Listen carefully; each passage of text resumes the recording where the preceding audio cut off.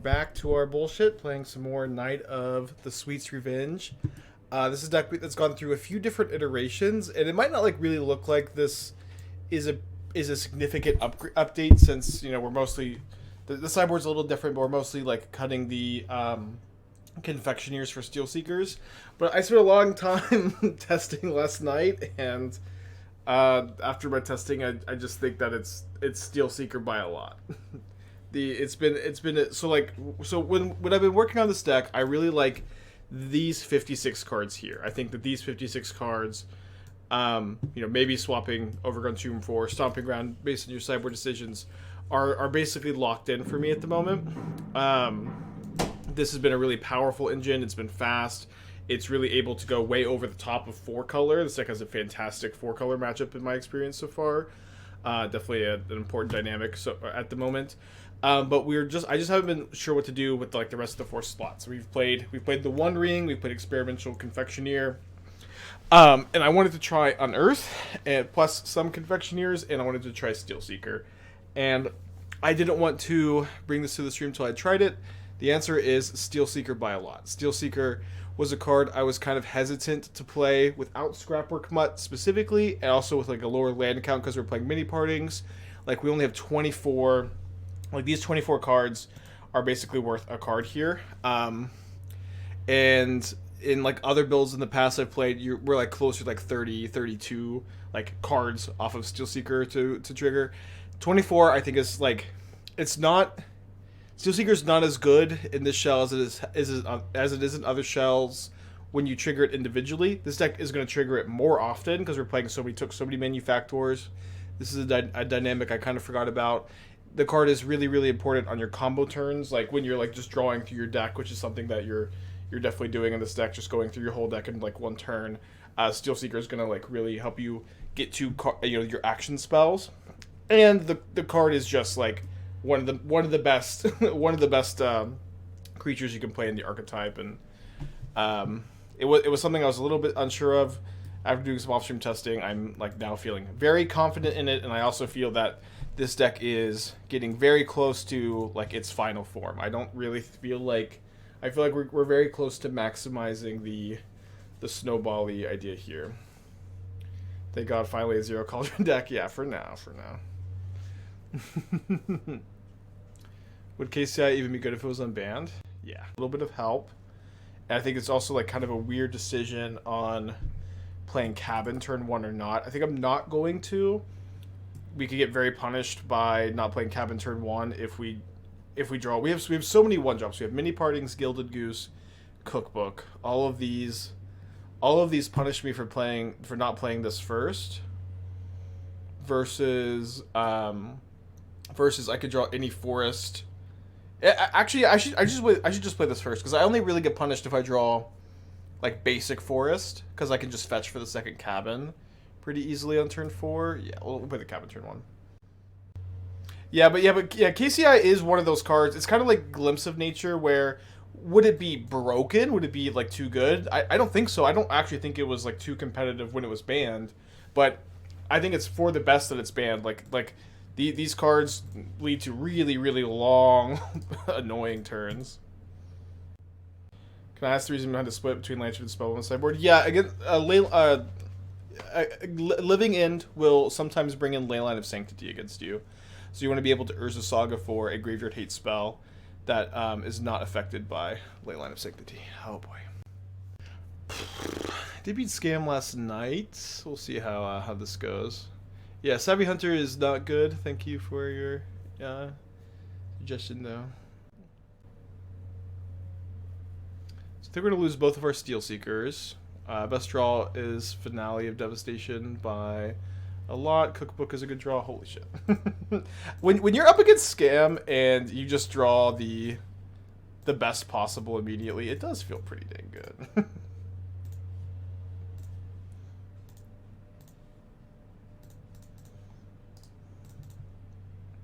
We'll see if they have an answer to the Asmo, though. Do you still like the Power Yogg route? It was really cool. It was, one of those decks that I think was a little bit too complicated for its own good in some ways, where it was not a deck that looked very clean, and The ideas were maybe a little bit unintuitive. Oh no. The deck is good though. The deck was like interesting and good. Was it better than Stock Yawgmoth? I don't think so.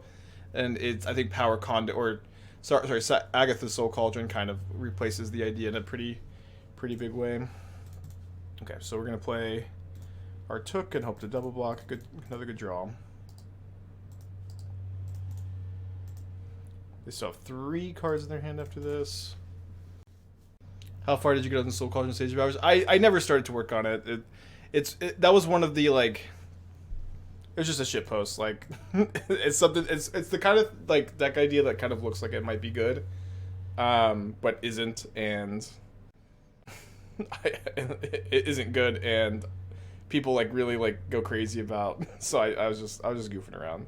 I at no point did I really intend to try to build around that idea. Okay, cool. They don't have anything. Changing Ornithopter to Stonequill Snake and adding Gritting Ingots to your Blue Cauldron deck. A lot of, I mean, Ornithopter is awesome because it's 0 mana. That's like, I understand the combo. I'm not that interested in like diminish it, like having my 2-drop be 1 mana, you know. My 0-drop be 1 mana rather. Okay, Bowmasters is fine. If they double block, I think this is okay. No weird game.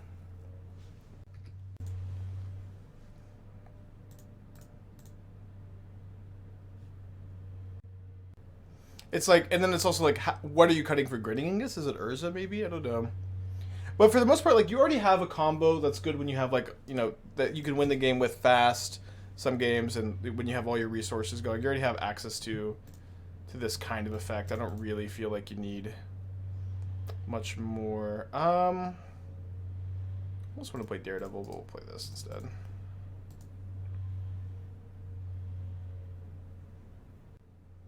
Certainly, kind of awkward. We did get punished by drawing the forest. Well, I guess not really, but kind of. So they got 2 cards in their hand. Urza Saga, definitely a really nice draw. Yeah, 4-2 beatdown time. Yeah, I mean, if they don't draw like a Blood Boon right now, it's going to be very difficult for them to win. It'll feel good to wake up and beat, you know, Scam Grief into Thoughtseize into Bowmasters. We were on the play, right? We were on the I think I'll go ahead and just get this second Knight into play. And then hold the forest to maybe discard to a cookbook. Sitting on Fury. I feel like they would have cast Fury if they had it that turn.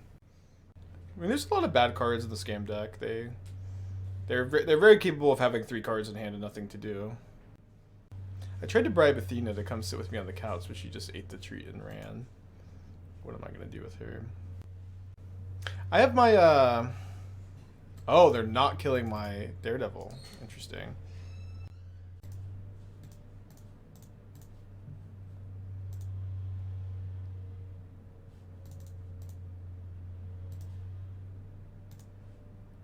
So we'll get our cookbook.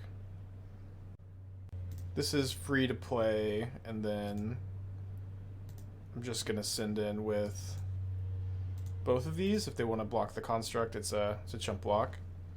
I'm okay if they want to block the Daredevil. And then I think I would prefer to replay the Daredevil here, and then we can just activate a Knight of Sweet's Revenge next turn for lethal. We definitely drew very well this game, but obviously you have to top deck. You have to top deck well against Scam Grief, basically, no matter what you're playing, or just have an Urza Saga in your hand. These are your two plans when your opponent scams Grief. All right, talk about Vegas. Yeah, I didn't go. It was kind of a short conversation. I didn't watch a ton of it, but I was really excited when Reed top dated, and I don't really know the champion very well, but it's always exciting to see a new champ. Okay, so we are up a game against Scam. This has not been a matchup where I've been sideboarding very heavily. I've been sometimes bringing in the first Nihil Spellbomb and sometimes just not sideboarding at all. Could have discarded in first strike for 1 extra damage. Oh, yes. Yeah. I think I'm just going to run it back. I think our general, like, Engine is pretty reasonable against them. They have a kind of hard time interacting unless they have Hidetsugu. Saga is pretty good against them. Might for Moon. The problem with Might for Moon is like you're just kind of okay if they moon you. Like Moon is like 3 mana, Nevermore for your Blood Moons, which is not that dangerous of an effect. Like it's pretty easy to have 2 forests and not care too much about their Blood Moons, and like Might is like, and like a lot of times like the Blood Moon comes down, it kills your Urza Saga already, and then your Might is like you're kind of 2-for-1ing yourself by killing the Moon, I guess. There's also like you can't Saga for Might against Moon because your Saga's already dead. There's just like a lot of dynamics there. Yeah, I know the Assassin's Trophies are so weird, but but Tron is your worst matchup. I'm even up to like I played against Tron last night, and I wanted even extra effects for the lands. We have a couple of Boseijus in the sideboard now as well. Oh, let's see. That's an interesting draw. So let's go Finale.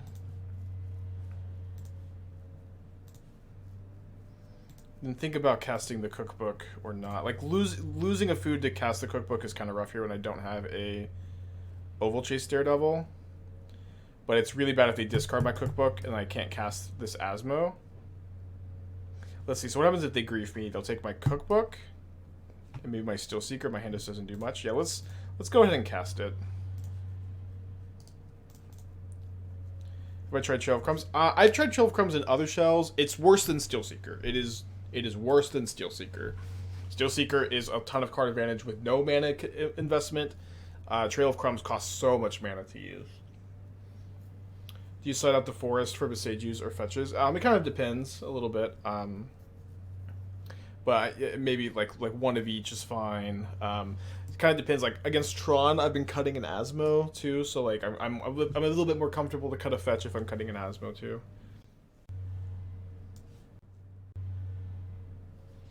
They discard Grief and Dothy Voidwalker. Filgrease Silex. So if they pop this on 0, it kills their Goblin Shaman, but also kills the Asmo. Pretty interesting card to see here. That does seem like what they're considering. Let's see Honorog's list. I haven't seen Honorog's list yet. I think maybe someone posted it yesterday and I didn't like get around to seeing it maybe, but I haven't actually looked at the list. But I would like to. Okay, thinking if I want to discard something here. So I would like to maybe go discard something. Discard Asmo. Let's say we discard Asmo. Untap. Play my land. Sacrifice my food to the goose. Cast Night of Sweet Revenge. And then I can play Partings into Steelseeker, but I can't play Steelseeker into Partings, which is a little weird. I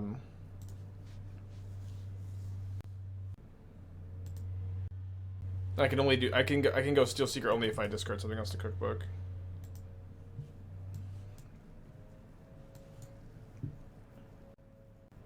Okay, so only 2 beans. Wow. Yeah, pretty similar to the Bant Bean list we played. The signature one of Cosmic Rebirth too. Very cool. I'm honestly surprised there's 2 beans, 4 rings. Like I feel like Bean is so crazy on this in these kind of decks. Like, but it was working out for him. Okay, so now they're popping the Silex. Suppose we'll be okay with this. I was really not expecting them to pop it then. So if I want to Knight of Sweet's Revenge, I think it's just gonna end up being best for me to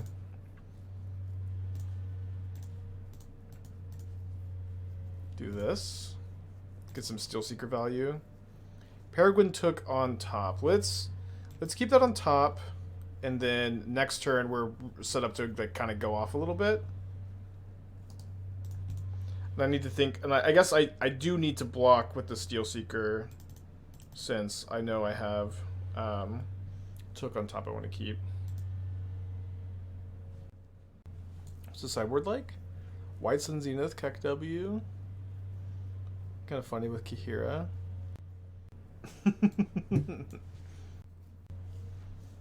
Okay. But I did a lot of testing with 4 being inside is better than superior. Yeah. It seems like that's the case. Oh no, it has a scam too, so it has Fury plus Reflection enabled too.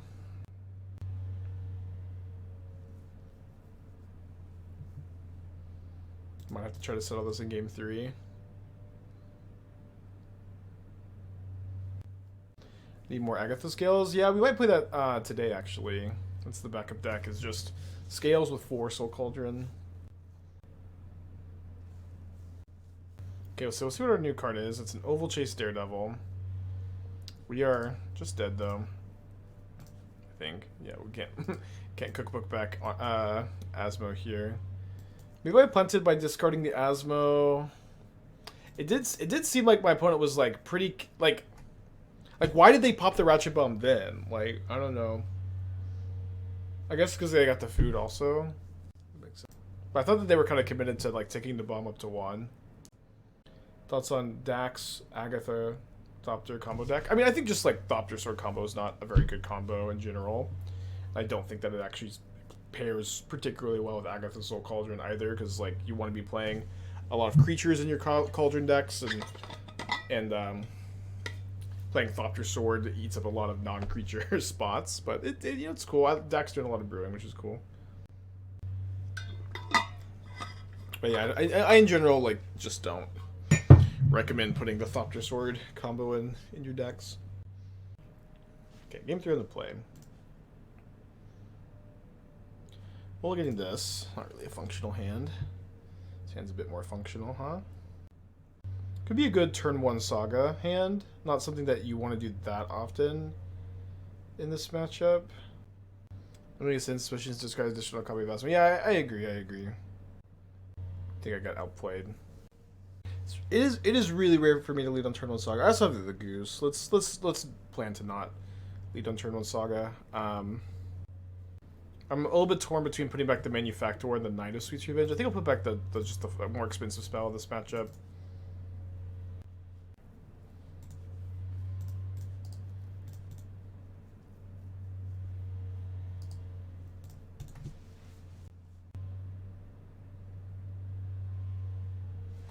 Okay, so I would like to play one of my 3 drops this turn. Don't really have a great heuristic for which one is better to lead on. I think I'm just going to go for Took since it doesn't die to like shatter effects here. And I think in general, Manufactor is a bit better. Like it's better to like play Took if I draw another Took also.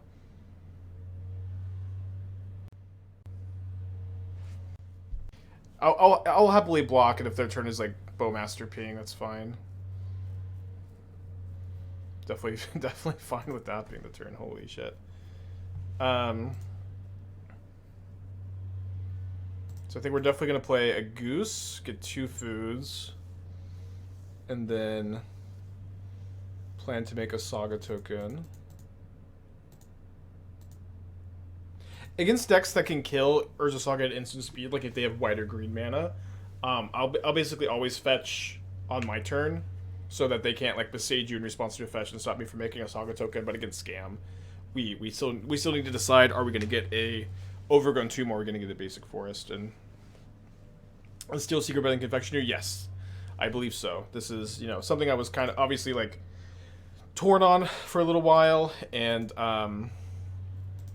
I didn't want to come back to this deck until I had played tested off stream to figure it out, and I do think Steelseeker is better than Confectioner.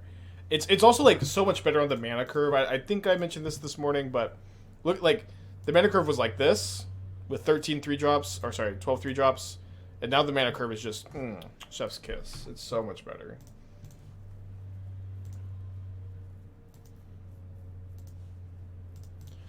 Okay, let's make.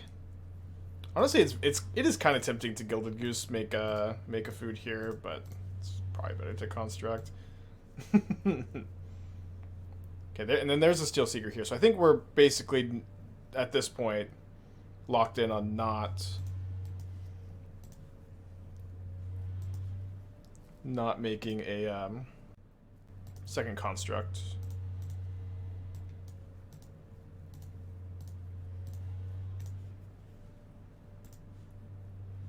Okay, top card is Daredevil. We'll just graveyard that. Unfortunate that the Voidwalker is stopping us from having one here.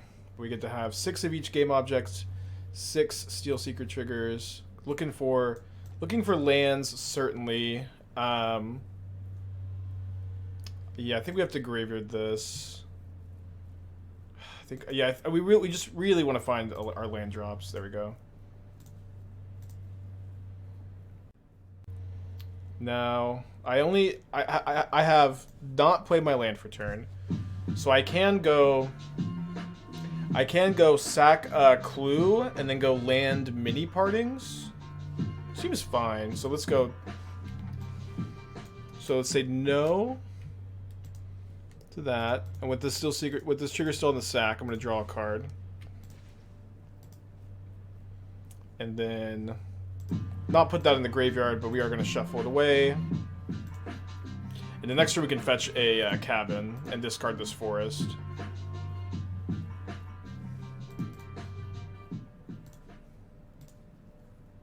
Urza Saga into the hand, nice. Graveyard that, or exile that, I guess. And then let's keep that on top. And this is just what I like. This like Steelseeker is just, it's just the truth. Just a freaking good card. What can I say? Oh, we could also hold on. So we can keep. We could have. Oh man, I fucked up. I could have presented lethal here. Because I can go sack the clue token, cast the cookbook, and keep going. But I can still do that. We'll just do it post combat, and we get a chump block anyways. Because I forgot that we could now draw for 0 mana. Took being able to draw for 0 mana is such a big deal on these turns. Yeah, it's just like I obviously like we've known Steelseeker is a really really good card for a long time. Like I've been on board, but we were lacking some of the like, you know, formula that I've liked in the past, like 30 hits that are just draw a card, Scrapwork Mutt to dig for like a way to like put a card on top, draw a card, and then cast it immediately. But this deck just triggers it so many times. I think it just more than makes up for it replaces that part of the formula. If that makes sense. I'll keep it back up Took on top.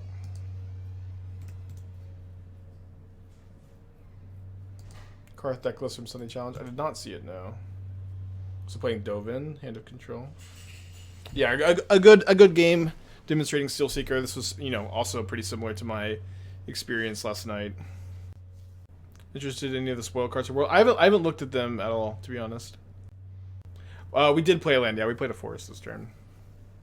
Although I should have discarded forest instead of heath. I do an RCQ to not play this deck without going time. Yeah, I would definitely recommend practicing.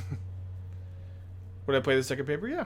I have built it in paper, actually. I think I don't block, because I mostly just care about keeping as much in play here after, like, Scam Fury.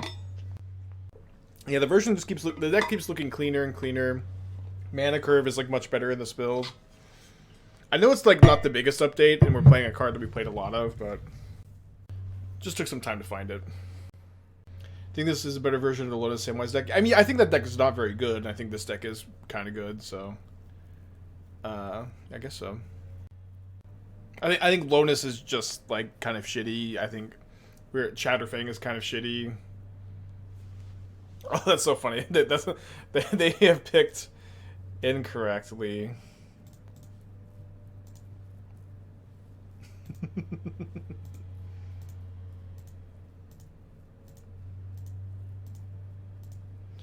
So we'll be able to draw our deck this turn.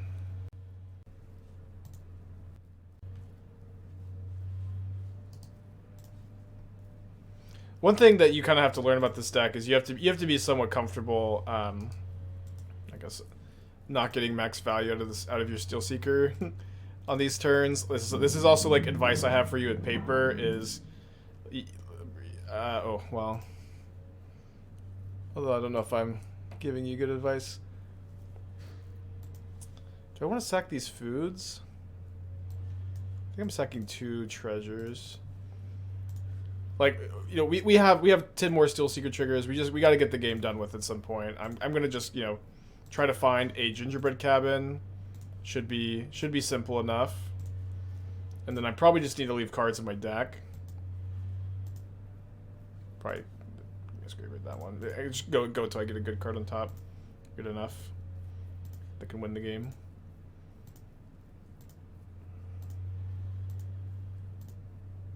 We get new tokens. They're called map tokens. Yeah. What do they do? I may have seen like the map token on Twitter, but I can't remember what they do.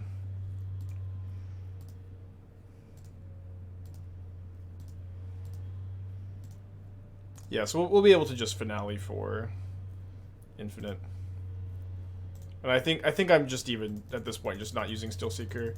I actually played the Feasting Troll King version of this deck at the 100 Burn, and I was in these games a lot where I would get like 1,000 Steelseeker triggers. I'd just say no to all of them. But I've seen people play this deck and they're like, they have like no time on the clock. They have no time on the clock and they're just like fiddling with their Steelseeker. Like here we can make like 1 million more mana, but I'm just gonna finale X equals 10 and attack for lethal. Can't you just crack Sweet's Revenge? I can, but I just need to do this first. I'm getting there. I was gonna finale instead because it's a little bit flashier. It's a little bit, you know, more damage. This looks horrible on paper. I think that this is likely like not bad at all to play in paper, but you have to study. You have to know your like formulas for Manufactor and stuff. Okay, do not get Gilded Goose here because it's more triggers. You have to know your sequencing down and where you can sequence really fast. Maybe all of that is horrible on paper, but it's also like where I'm really comfortable. You have to know when to just kill your opponent instead of like, you know, getting infinite value too. But why are we blocking? Come on, dude. What is happening here? Yeah, the deck is relatively budget friendly. Like Urza Saga is expensive. Urza Saga is like, you know, it's kind of hard to build a modern deck without like one expensive staple. Like, but if you are gonna buy like one expensive staple for a deck, Saga is a pretty dang good one to get. And like Saga's expensive, and like Finale is expensive. The rest of the stuff is not so bad, from what I can remember. The thing is, like, this is I think a hand that looks at first glance a mulligan, but if you just play your Saga turn 1, then you can have like a very explosive turn 3. Add white and get the indestructible thing. This is just like, I don't know who this is beating. But Spike, Splash, Surge of Salvation, brother. It's just like your mana is like immediately awful. You have to draw them at the right time. You have to hold up mana in a deck that's really bad at holding up mana. I just like who is this beating exactly? I don't know. Is this like a thing that people do and have success with? I don't know. It's always like the kind of suggestion that kind of confounds me a little bit. Happy to see a Seachrome Coast over there, by the way.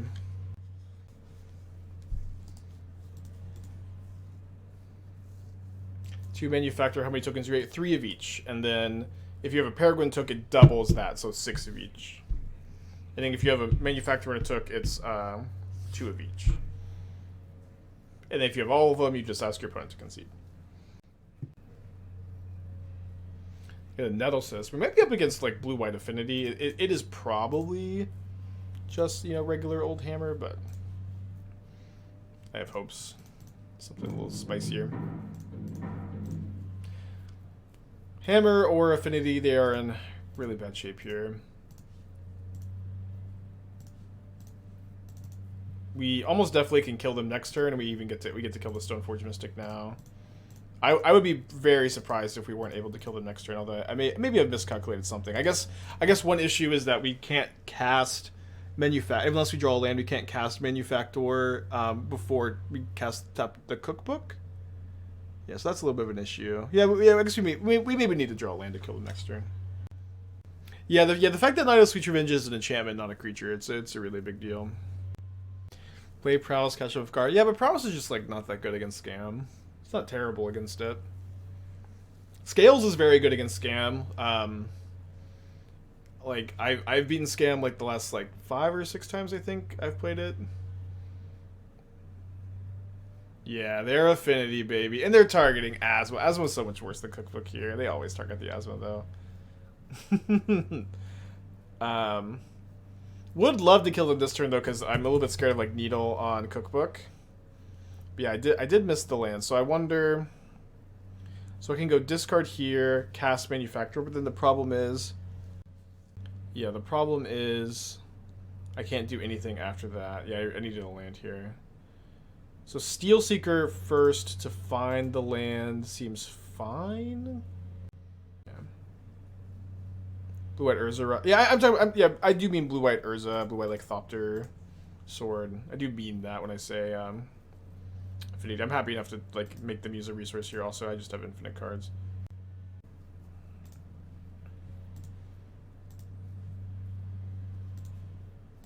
Maybe I've kept that.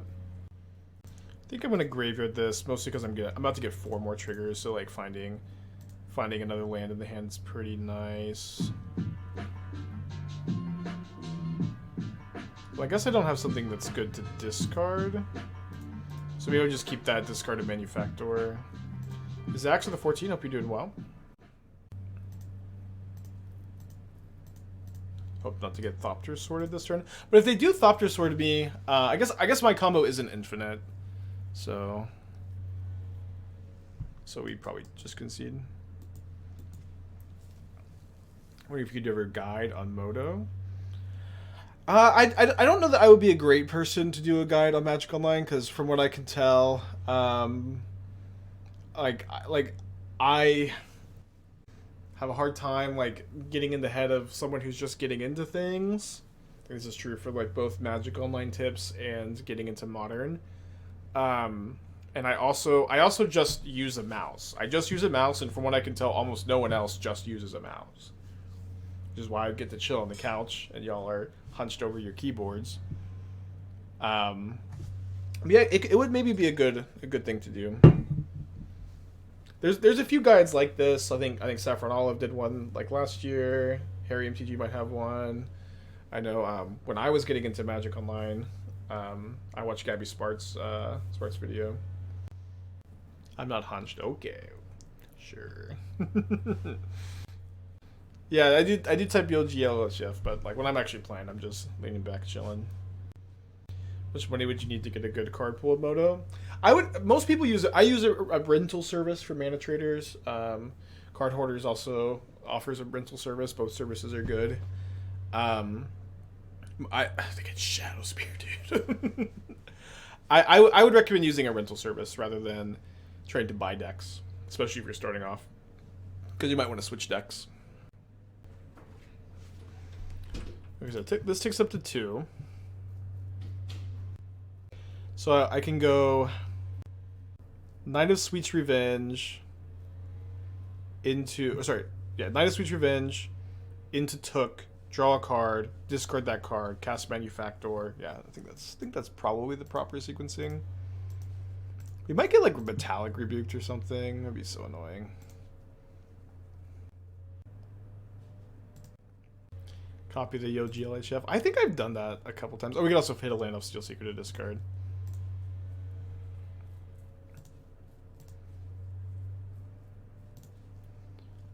Pretty likely. I can actually, now that I've hit a land, I can just cast all of them before I even start discarding. My one regret is that I can't fetch a cabin this turn. But this game is Ogre. Maybe my opponent knows it, maybe they don't know it.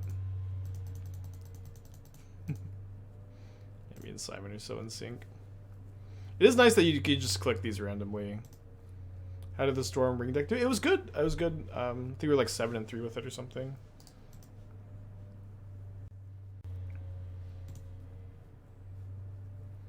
Okay, so let's go. I keep auto-yielding and remembering that I don't actually want to auto-yield, so we'll go tap all these for green. 1, 2, 3. In fact, in some ways this deck is easier in paper. So keep that on top. Draw a card. I think you just gotta keep all of the 1 mana make a food cards on top. Definitely graveyard that. Put that in hand. Steelseeker is so crazy, dude. It is just... I can't believe I, like, just... Well, it's not as amazing... Oh, whoops. It's not as amazing as it's been in other builds.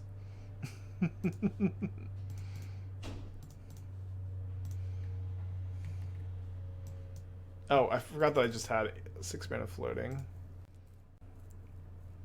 Okay, we'll keep that on top. Sack a clue.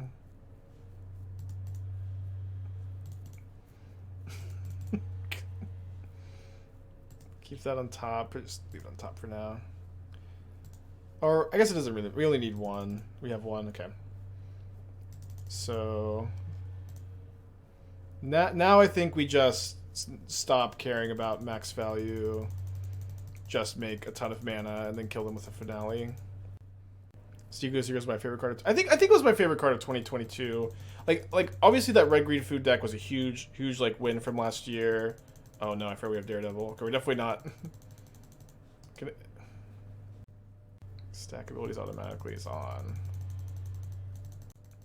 Just like run a Cultivator Colossus with all the land. No, just don't need it. Fuck, I put this. Is it bad that I put some Steelseekers in between? I should have. I can't remember if I auto yielded. Okay. Always yield. Always yield. Always yes.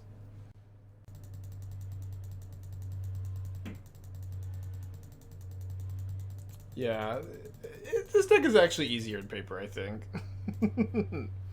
I played you know the older version of paper. This one's probably a bit more complicated. Although I've played the like the Esper Time Civ in paper too. You know what? I think we even just kill our own Steelseeker.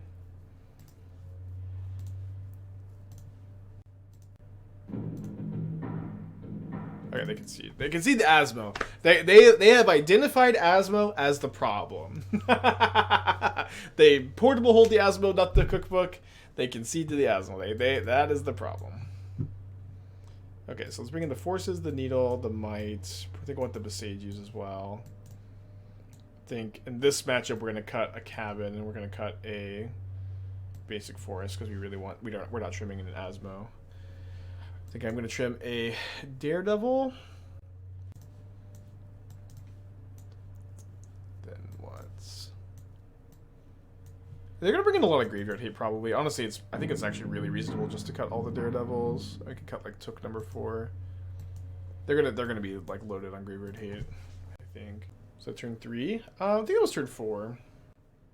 Don't we just deck for lethal finale? I'm trying to get there. I was trying to get lethal with finale, but it just takes some clicks, you know. You have to build up the mana and stuff.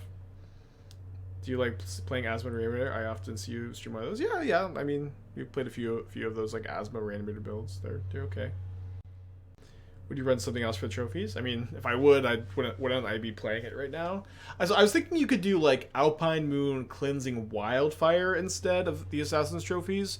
But what's nice about black is you also get Nihil Spellbomb. You can hardcast Ovalchase Daredevil, which is like small advantages over splashing red. Red would also give you Pyrite Spellbomb, which doesn't matter. Like this build doesn't really care about Sanctifier very much. I do also like the fact that Assassin's Trophy kills Karn and kills Tron lands. It just does do exactly what you need the sideboard card to do. Lantern to help stop the combo. Oh, we just have Needle. I brought in 1 Needle. I could maybe have in 2. I'm a little bit worried about over sideboarding. We already brought in like 7 cards. Yeah, I did. So yeah, last night I tested Unearth. I think finally I've tested like every idea of the show. We've tested Ring. We've tested Unearth. We've tested Confectioner. I've tested Steelseeker. I tested Unearth. I was playing 2 Unearth, 2 Confectioner, and then I was playing 3 Unearth, 1 Confectioner. And then I was playing Steelseeker, and it was just, like, immediately apparent that Steelseeker was correct. The new humans from the release of Lord of the Rings. The red one that costs less for each human. That card is really interesting. I'm definitely excited to like build around it. It may be the kind of card that like looks interesting, and then you kind of realize, oh, like you can't really play this with Aether Vial. Oh, this card is pretty win more, but it is very very cool, and you know, I'm excited to get to play it when we can. When is that card? When do like the new?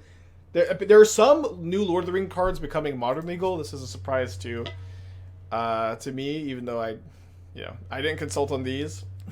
We'll see how they go. Consider playing Winota. We have played some Winota, Turtle.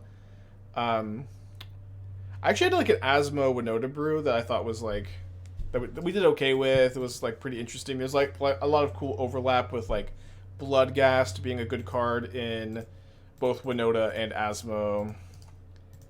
And then like Ranger Captain is good with Asmo, and it's good with Winota to protect Winota. Good to Winota into.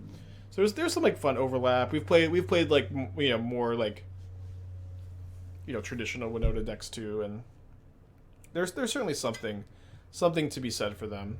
But what that something is, I can't tell you.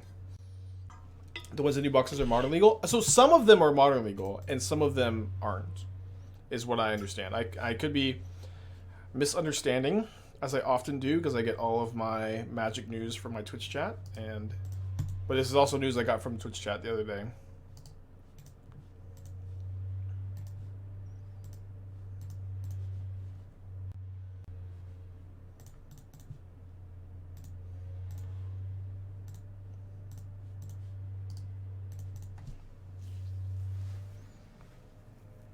The jumpstart is? Okay. That sounds right. I have no idea, though. Did I try Bowmasters? I would not play Bowmasters in this deck. This deck is like an engine deck. Very high synergy. Very much trying to get its engine going and do its thing. And like, you just kind of can't play like generic good 2-drop in these kind of decks, I think. Did you got my MTGO from Reddit now? I haven't been on the Magic Reddit in like 3 years or something. But it is all like Twitter and and chat, which is fun. I don't know. I get to react to the news, and we get to talk about it. Man, tough for them to moldify everything at Force of Vigor. I really feel for them here. We should probably be making a Saga token. Don't really think there's a ton of worry about getting comboed next turn. I'll also say this. Oh wait, hold on. I had the better art mini partings. Why? I must have joined the league without my other art mini partings. Whatever. Mini partings has been like such an all-star in this deck, dude. It is so good, and it is really cool that like we get to like play Lord of the Ring cards like this like long after. I was brewing Kethis some more last night. I didn't get as far with it as I had hoped to. I got a little stuck again. Yesterday I was thinking, yeah, for sure we're gonna be we're definitely just gonna are they conceding? We're gonna play Delighted Halfling. It's gonna be easy. The mana is so much better. The mana is so much better if you don't play Delighted Halfling, but your curve is so much worse, and so I'm kind of stuck on that. But I'm a new matchup 2-0. Pretty good hand. Let's keep. Yeah, trying to get to 14 green sources is so tough. And so it's like I think in this build I ended up cutting the Sagas, which is fine. But Saga's pretty like I love that this deck gets to play Kethis and Saga. Like this is a huge benefit, I think, where you like the Great Hall filters for Saga, and this card's just pretty dang castable. But it suspends a Rift Bolt. Well, we get to gain a lot of life against the food opponents usually. Let's go. I think we go Steelseeker. Yeah, Steelseeker plus Cookbook. Plus Skrelv. Yeah, I mean the problem with Skrelv is like that card sucks, but like we could play Skrelv. But I don't know if it sucks so bad to just not play it, but it is, that card is bad. Knight is pretty reasonable here. I think I really want to like find a Daredevil. Or just get a land, right? It's nice. What do you think is better, the Food One or Mono Blue Cauldron? I don't know. They're kind of similar. Like, I'd say that this one has like a better 4-color matchup, and maybe has a they kill Goose over Steelseeker. Dude, this is another thing about Steelseeker. No one has any respect for the damn card. There is just zero respect for Sarinth Steelseeker out there.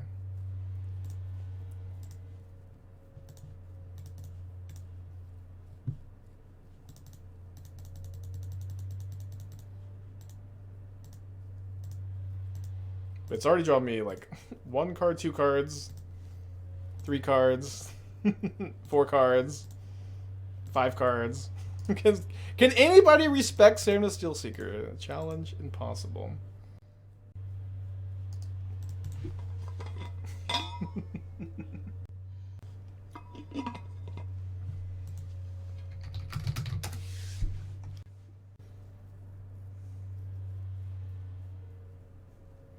Mini partings on top. So I have 2 foods at the moment. 3, 4, 5. Yeah, I guess this puts me to 6. The extra food here is a pretty big deal, though. Let's leave that on top.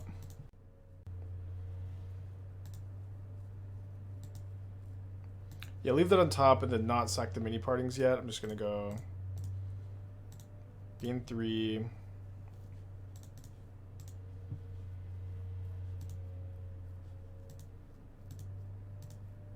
Oh, whoops, I didn't mean to say no. It's okay, though. I thought I was saying no to the Steelseeker trigger. Gain 3. Up to 12. I can take the hit from the Goblin Guide pretty easy, right?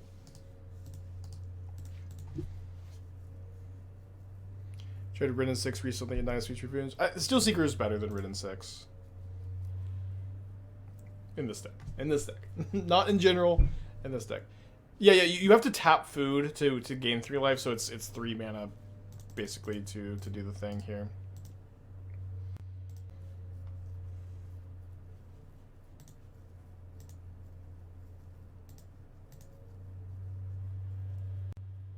So I have a clue, so I can go 1, 2, clue. Cast it, yeah. Let's put that, keep that on top.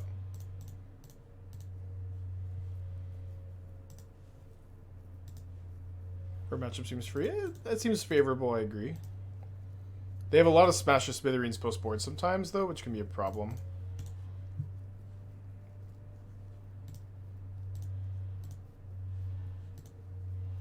Actually, very good chance we just win the game this turn.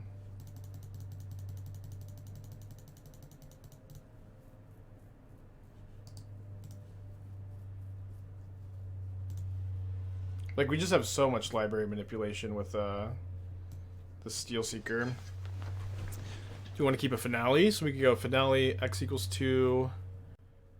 It's, I guess kind of mana neutral to keep finale. Let's try to find like a 1-drop. A 1-drop. Alright, so let's say, keep that on top. It's not, it's really a 2-drop, but... Always yield, always yes. Well, I guess if I'm going to be mini partinging next, then don't get to keep the Asmo. I think that's fine. Just do this. I want to be able to keep my 0 mana draw from the Peregrin Took available. So I have like 6 mana, right? I have 7 mana. Okay.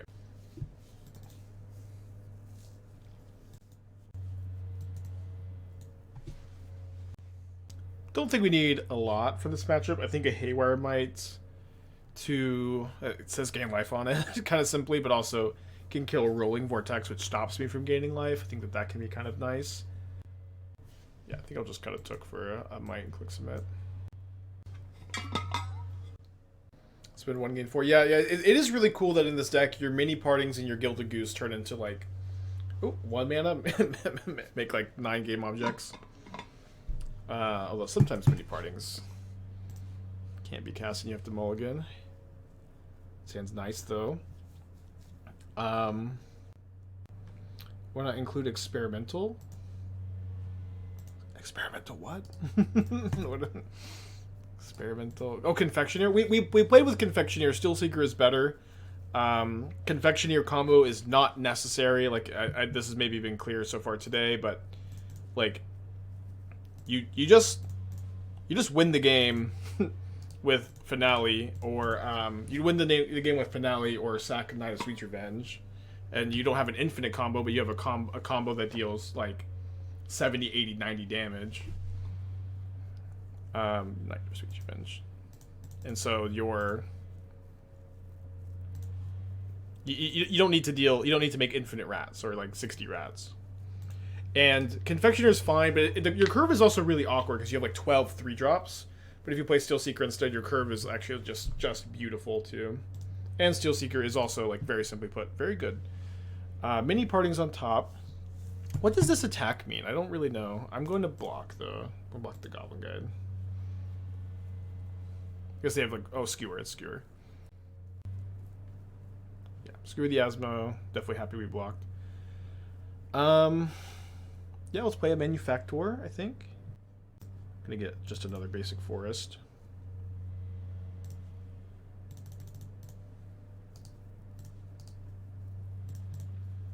Resurgence of Miracles. I mean, I've seen people trying to play Miracles. It just doesn't look very good.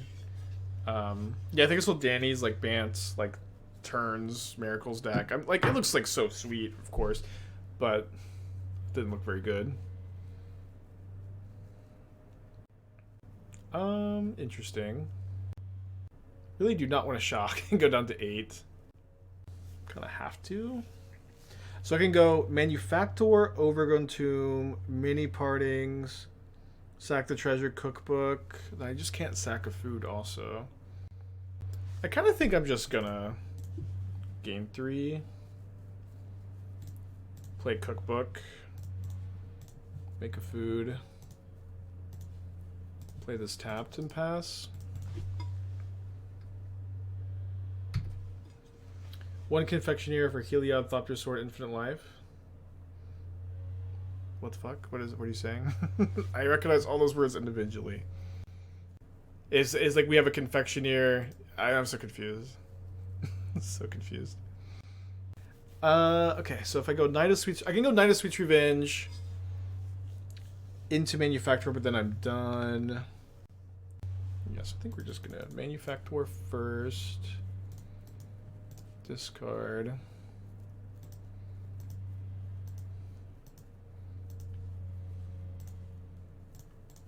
Mini Partings. My last forest.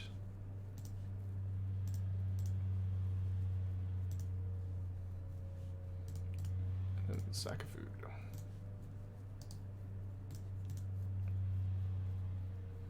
Suggesting Cyborg Confectioners to go have to beat Infinite Life combos.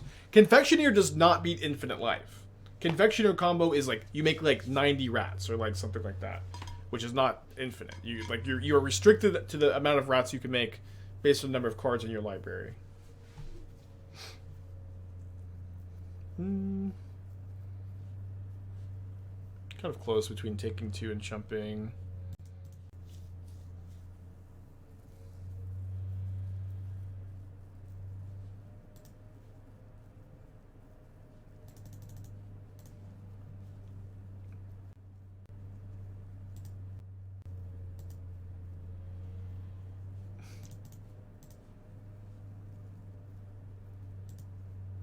Is there any deck that's capable of dealing 6 digits or more damage but not infinite? Literally this one. Literally this is like the best example I think of that concept. That's funny.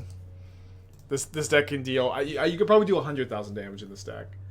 You know, like 6, 7 figures, but you can't do infinite. So you just when we cast the card? Yeah, usually. This card's pretty dang good. We do play the little rolling vortex dance, though.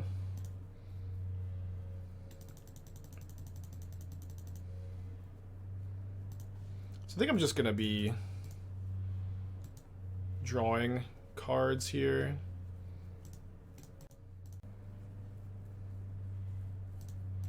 Not particularly good cards, unfortunately. It's a pretty good one.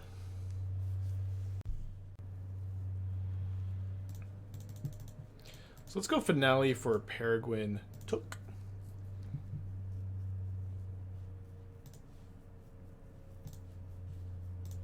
Play land, which can fetch for a cabin, cottage, cabin, whatever. Which go give me 2 more food. And then I'm just passing, and I'll make them, you know, I want to be able to respond to their mana rather than make the first move in these kind of spots. Yeah, elves is a good example of that too. Yeah, and then, yeah, if they're just doing nothing with their mana, that's it's good for me. Why took over Manufactor? We care. I would rather in this spot have 2 foods than 1 of each. Kind of, you know, very very simply put, I'd rather have 1 or 2 foods than a food and a treasure and a clue. Plus the activated ability, of course. Lava spikes me, huh? Do we want to respond to this? Yeah, I want to be like not. I guess Boros Charm just doesn't matter. I guess there's that dynamic here. It's just so tough. Like I spend 3 mana to gain 3 life, and they just counter it with 1. But I have so much more mana than them.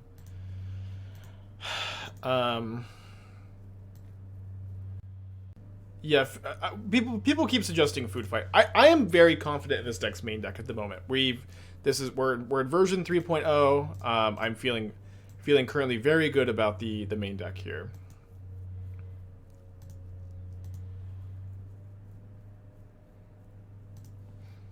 Okay, so now we make our move, and they can, you know, if they just don't activate it. Yeah, there's Food Fight, Gipper, Aether Grid. They both suck. Like this is what it's like to stream a deck like this, you know. And like the chat is just full of like suggestions for cards that are like only good when you have your entire engine going, and that are only good when they're only good when you have your entire engine going. They're good when you have a million artifacts. Y'all know you usually win these games anyways. We just have Finale and Night of Sweet's Revenge as like those kinds of cards that win when your engine is going.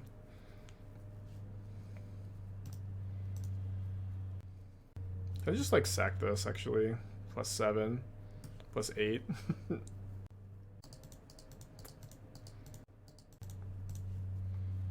If they have Lightning Bolt, it's kind of we kind of lose. Yeah, Nettles is also like, ooh, big dumb creature, you know. So I guess I will bait the Rolling Vortex activation. Just see if they, yeah, do that, and then now they're dead. Like, y'all know we can like literally do hundreds of thousands of damage in this build. It's like, what are we talking about? Just cast 2 Daredevil. I'm gonna win the game instead, I think.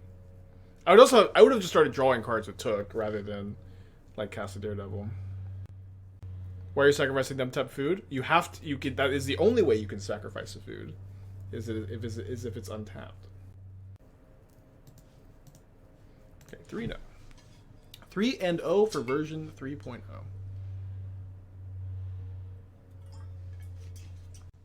Keep in a turn 1 Saga.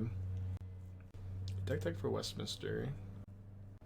Golos Fountain Coffers. Golos Fountain Coffers. What's the fountain?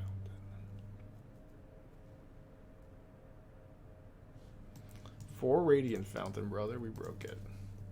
It's kind of cool. I think that it is probably a mistake, though, to play Defile and 4 Radiant Fountain at the same time. Like, you just can't. You're not always gonna have Erdborg. You know, you have 4 of those in your deck, but like you're so reliant on drawing it in this build. Like you have 4 Radiant Fountain, you have 4 Cabal Coffers, you have 4 Defile, and these cards are like only good. They only like function as like cards in your deck when you draw your Urborg. You're also like not playing Fatal Push. Let's just play Fatal Push instead. It's, you know, better in general, I think, and is not so, you know, I think if you're going to play the Radiant Fountains, which are pretty cool, I want to do that. I probably would not play 4 Inquisition. I would play like 1 or 0. I would play 4 Fatal Push before the first like Bloodchief's Thirst. I think Thirst is like good, but really not very mandatory in these shells in my experience.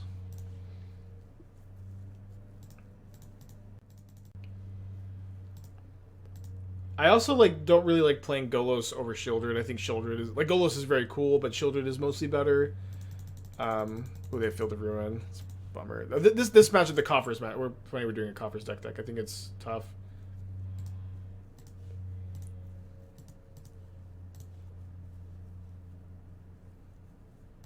I don't know. You know, Imhayashi had a kind of a funny like mono black modern brew the other day. Trophy to Friendly League with it. Was playing, I believe, Dismember. Like the deck was entirely legal, or sorry, entirely Pioneer legal in the main deck, except for the 4 Dismembers. But Hayashi was also not playing Fatal Push, which I thought was so funny. I thought it was so funny that like, we could port this over to Pioneer, but we're missing a 1 mana black removal spell. Is there anything we could play? Is there anything we could play in that spot? Okay, so we're looking for another Peregrin Took. We're looking for an Academy Manufactor. And we're looking for it soon. We have Bricked here. I don't even think I'm supposed to cast my Ovalchase Daredevil.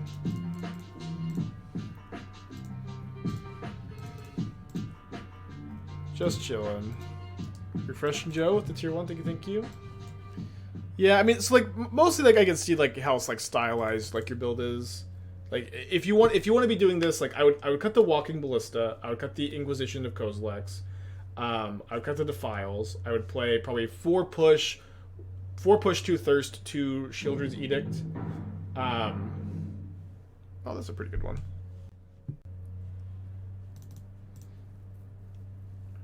Is it going to be enough to beat the ring here? We'll see, I suppose.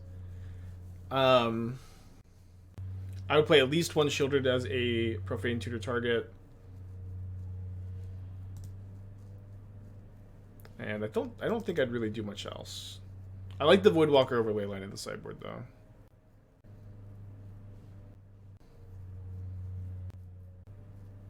This is certainly the kind of spot where I think you really feel the lack of Scrapwork Mutt.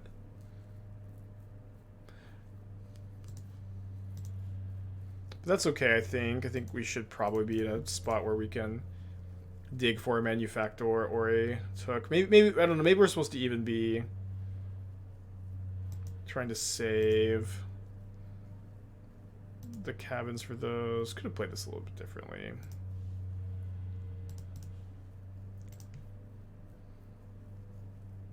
Super League is tomorrow afternoon. The updates to Mono Blue Cauldron. I think I want to like play 1 Gristlebrand over like Urza number 4.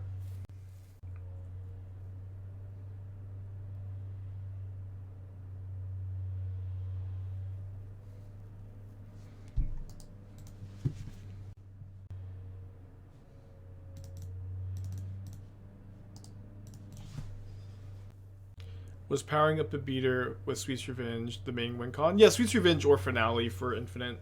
The main win condition is drawing your deck, making hundreds of mana, and then draw your deck, make hundreds of mana, and then overrun your team with either Sweet's Revenge or Finale. Yeah, we can sack Cookbook, get back a Took. Bit bad against the Shieldred. I think we are mostly gonna lose now. Okay, this is actually a pretty big game where now I can cast Asmo, kill their team, and then also Cookbook back Took for next turn. This would be a kind of crazy game to win. Is there any merit for like just like activate bait? They're not really, just kill this now.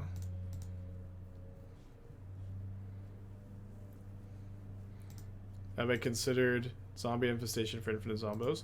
Well, so I just said this a little bit ago, but what it's like to stream this deck is we kind of show off that this deck is really good at drawing the entire library. The deck is like really our favorite card. The deck is really good at like drawing your entire library. I think I'm gonna not kill the Orc Army. You're really good at like dealing like 100,000 damage, as much damage as you want. But the suggestions are just for like the worst cards you've ever heard in your entire life that don't really like facilitate your game plan and just like help you lose when you draw them. Like with Peace of Love, this is just... Oh, they're playing my list from yesterday, I think. Yeah, I think they're playing the No Coffers version.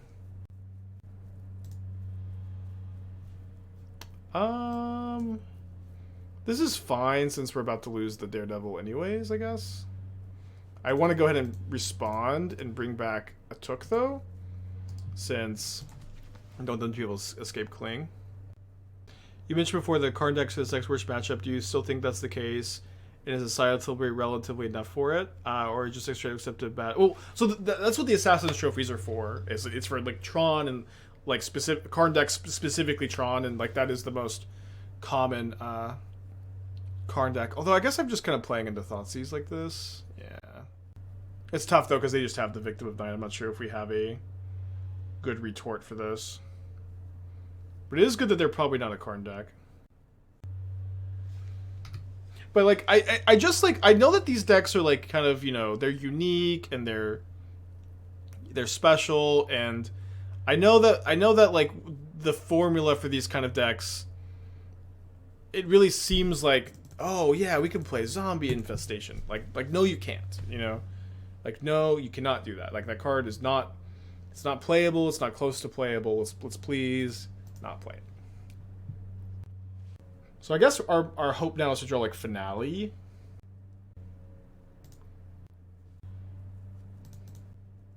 I guess I'm casting this.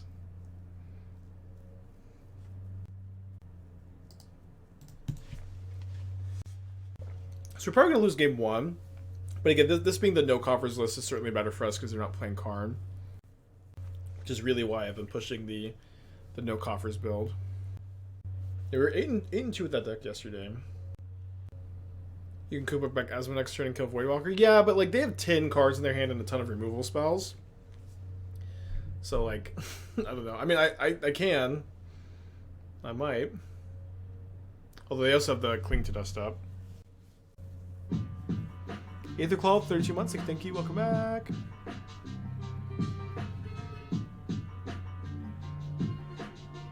If only we had a Emrakul to Finale for. We did have an Emrakul. I ended up cutting the Emrakul from the sideboard just because you don't really need it in these kind of matchups. Alright, mini partings. They have clean. Let's just go ahead and go to game 2. West with the 6 months. The Fairy Hero of Dominaria. Yeah, maybe. We are kind of lacking on ways to trigger Beanstalk. Okay, so they're pretty cold to Needle on Ring.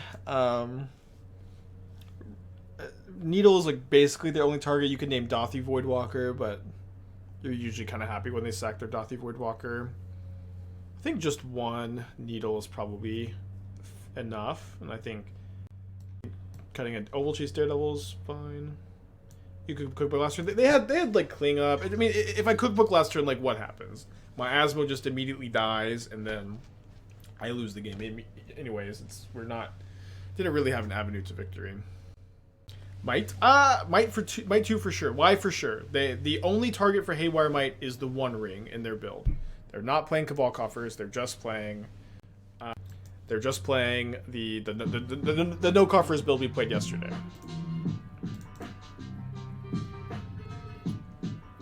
Why do we feel that we want Haywire Mite? If we can Saga for a 1 Needle, name 1 Ring, they have no answer for it unless they brought in their Silex. I guess that would be a reason for the 2nd Needle.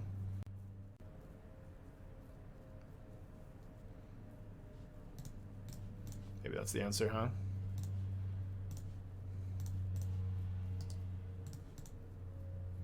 Cheap blocker that buys time, removes ring. You know, against blocker against what? They're Voidwalkers. Their early attackers are Bowmaster, Voidwalker. Haywire Mite is bad against neither of those. I don't know. I don't know. Just chatting. It's okay. Just very passionate about card selection.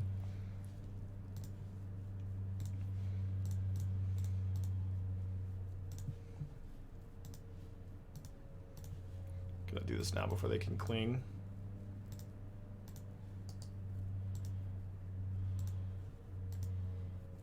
Blanks with 12 months. Thank you. Welcome back. 8-player pod building 40 card decks. Card pool is all modern. So like rotisserie draft. First pick in modern rotisserie draft.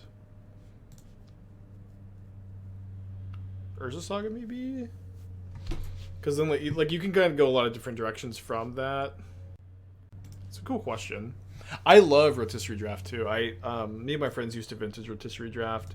We would get like an Excel spreadsheet and we would just like make all of our picks throughout the week, and then yeah, eventually get together and draft. It was awesome. Lutri, yeah, Lutri's a good choice. Urza's Tower. I don't know. Omnath is probably hard to cast in vintage rotisserie. I don't think I'd first pick it. Okay, glad they're doing this because we back up Asmo. Let's go in and get our Steelseeker triggered here. Gonna graveyard that.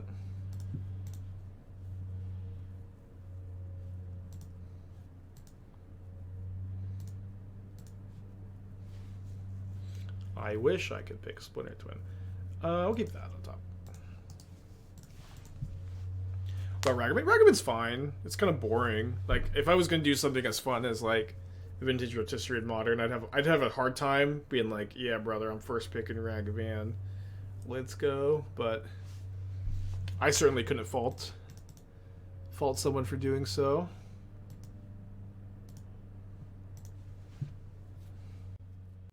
Yeah, Bowmasters would be a pretty reasonable first pick. The One Ring would also the One Ring would be, I think, a very good first pick too.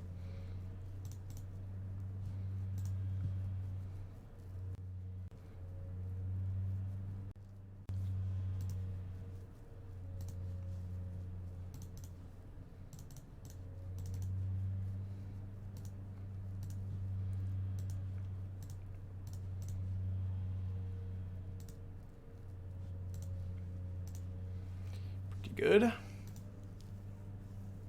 We also just like have lethal for next turn, which is pretty dang cool. It might be correct to actually think I just want to like cookbook back Gilded Goose, so I have another attacker in play. I get to trigger Steelseeker again. I no longer have my Ovalchase Daredevil, so my cookbook's like not as important. Yeah, but just like another goose in play when I'm gonna pop the Sweet's Revenge next turn seems pretty important. If they have a ring this turn, it's a little bit awkward. Fury, yeah, Fury like would be a fine first pick too. What do we discard for Asmo? We discarded our Ovalchase Daredevil, and then they clinged it. Fury, Ragavan, Fable, Bolt, reasonable first round 2 picks. Yeah, cutting red. So I think if you're, it also really depends like what your position is. I think in this hypothetical, you're probably in the first seat. I think being in the first seat and like trying to cut red maybe makes some sense, but red is also so deep. You have like probably immediately 2 red drafters. Like I really want to pick a colorless card. Like I want to pick Urza Saga or the One Ring, and then I can see what everyone else is drafting, and then I can pivot into something else after that. All right, game 3. Yeah, I might want the second Needle. Yeah, they're gonna have a lot of graveyard hate too. I'm gonna go down to Daredevil. What's Jeff Workshops? No, I love Workshops. That's also what I would try to draft with my vintage rotisserie stuff too. Always Brown Town.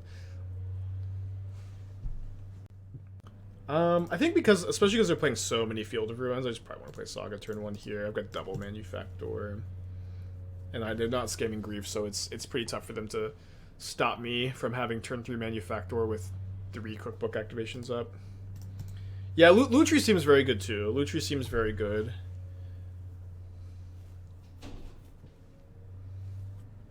It does kind of like, in some ways, chokehold you into being, yeah, glad we went down on our Daredevils. Into being like this, Do I save mini partings here? I think I'm gonna cast it just because I'll probably just like want to discard the forest.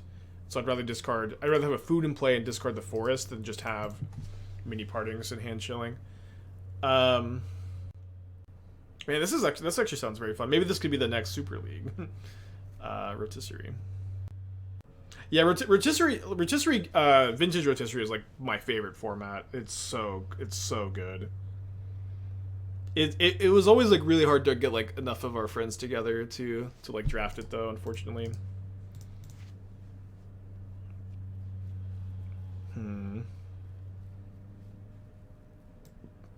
So they probably have Fatal Push since they're doing this upkeep. I want to get Revolt.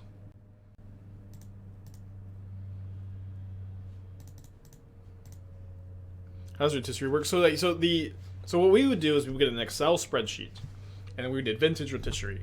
Every single card, legal and vintage, so none of the anti cards are in the card pool. Once someone has taken it, your card or a card, it is removed from the pool, and then the draft continues. And so the draft would be like Black Lotus, Ancestor Recall, and then some people like to take like Mock Sapphire, some people like to take Time Walk, some people like to take Mana Crypt, Soul Ring. All the power goes, and then the powerful like build around cards like Channel and stuff like that starts to go. Demonic Tutor, Vampiric Tutor.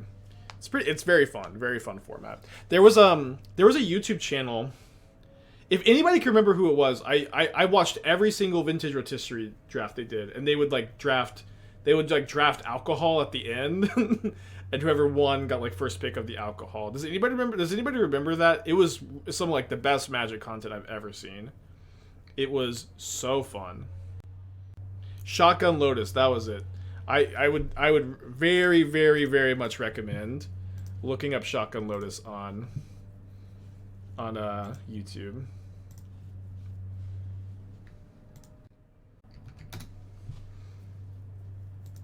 It was so good. They just did a few of them. It looks like they have 3 through 8 up here on YouTube, but they're really long. Each of these videos is 10 hours, so it's only 8 videos, but it's a lot of content. But here's how the drafts. And you have some bangers here. And so they would just go through, draft the deck, and oh man, this was some really good Magic content. Okay, usually like to play my Took in these spots. Steelseeker is also a really nice thing. I guess I can go Took, Steelseeker, discard Manufactor. And what's so important about Steelseeker here is it's gonna put cards in my hand for me to discard to my second cookbook, while I can also get the ball rolling a little bit. Yeah, it takes forever to draft, especially the later rounds.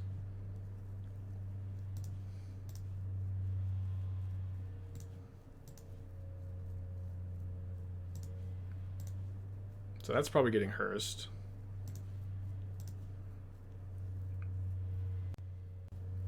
Kind of awkward to lose both Needles. I think it's fine, this game. I would really want to find a Gingerbread Cabin this turn. It feels likely that we can find a Fetchlander Cabin. Yeah, it's a snake draft, kind of like fantasy football. If you're looking for something fun to play with your friends, and you got a lot of time, this would be one of the best things you can do. Okay, so let's keep that. So not put that in the graveyard. Draw it off the Took.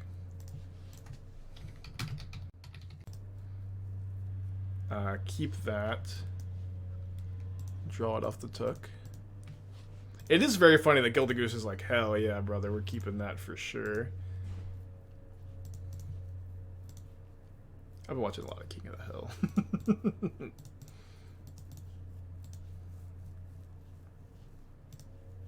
And Steelseeker is just also such a good enabler on these kind of turns. It makes it so hard to that it's pretty difficult that or unlikely that we won't win the game this turn. even though we don't have Zombie Bombardment in our deck. The infinite combo works with Soul Cauldron and Urza. Or Lonus? I have no idea how Lonus works into it. I think exclamation point combo still points to the mono blue deck. Okay, let's just keep that on top. That's kind of funny. I'm just gonna ignore like 20 Steelseeker triggers here.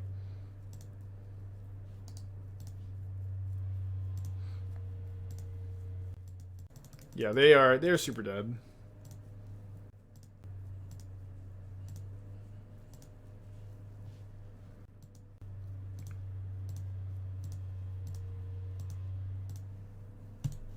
Cauldron of Giganta. No, I've been working on the Kethis combo deck and hating my life, but I feel like I have to do it. It just doesn't seem like anybody else wants to do it. Understandably, but I'm getting close. I'm getting real close. Yeah, I guess. Yeah, I think I'm done with the library manipulation for the most part. Steelseeker is very good at like making sure you're gonna be able to draw your entire deck, but when you draw your entire deck, like, oh, Steelseeker. But it just says I'm my dad. Go, yeah.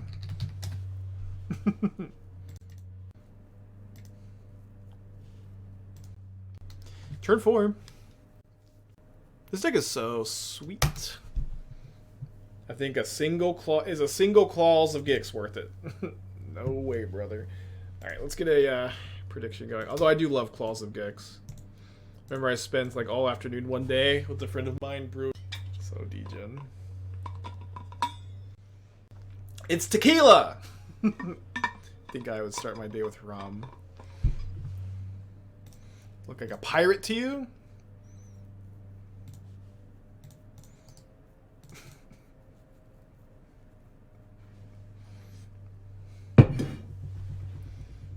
Where do Aura go? So this could be like an Overgrown Tomb. Could be like a weird reanimator variant. Could be living end variant of some kind. Like a new chair. I'm chilling on a couch. I got this. Precious Husky would hang out with me during the stream, and she loved the couch the first day I got it, and she has just not sat on it at all. I bribed her with treats this morning. She was not that interested. She ate the treats and left. What can you do?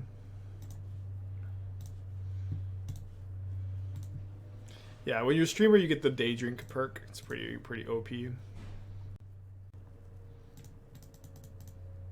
Is tequila or whiskey a more Texas drink? I don't know. I love tequila. I don't know which one is more Texas, but I don't really drink a lot anymore. I don't really drink a lot of hard liquor anymore, but when I do. Yeah, so they're a living end variant. Street Wraith is really good here. Bit unfortunate that I can't get my Asmo in the yard this turn. 4-color living end. How does Took Manufactor token math work? So Manufactor, 3 of each. A second Manufactor puts that to the it is 3 of each of those, and then to the power of 3 for each of them, basically. Are we like opponent? We're not tanking on our like grief cascader here, are we? Surely you wouldn't just tank on grief plus cascade. Okay, they aren't. Thank you, opponent. So Finale for Steelseeker seems okay here. One problem is if I sack a food from the goose, then I can't kill my own Asmo anymore, which certainly seems like something I need to be able to do. Looked into non-alcoholic spirit replacements. Yeah, I tried some like non-alcoholic wine recently. I've been just drinking like apple cider and stuff. I just like love to have like, you know, something like to sip on at night, but it's not good for it to be alcohol. So I've been sipping like apple cider recently. That's, I think, been a lot better.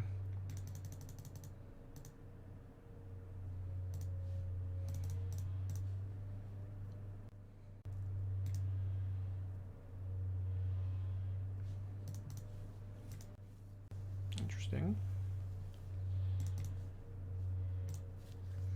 Does kind of feel like they don't really have anything. Like seltzer? It's okay. I have some friends that like just chug Topo Chico all the time. Not particularly partial or impartial to it, I guess.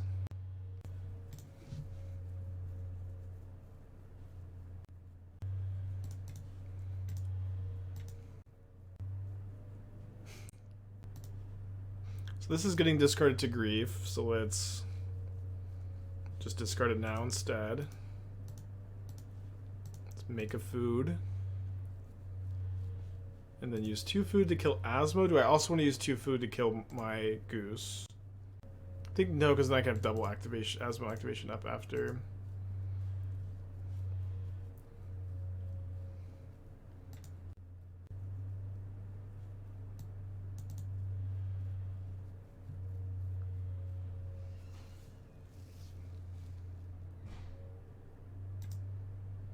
So what's nice is the Architects of Will doesn't really do anything to me here, since we're shuffling with Asmo.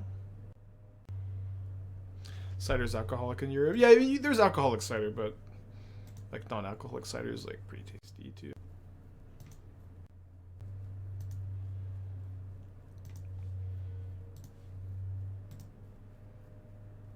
So I have four foods in play. Maybe we'll hold Cookbook to discard it to Cookbook. It does really stink that 2 of their things here have 7 toughness.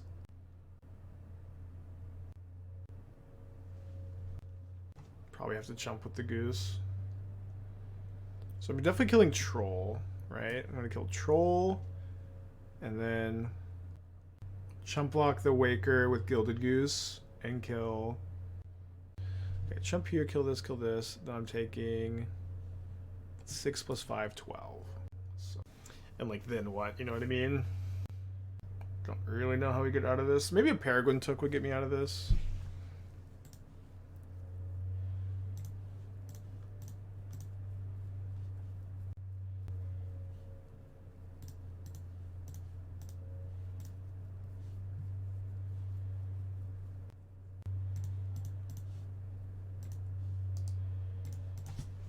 Sometimes in these niche scenarios I want to play Force of Despair.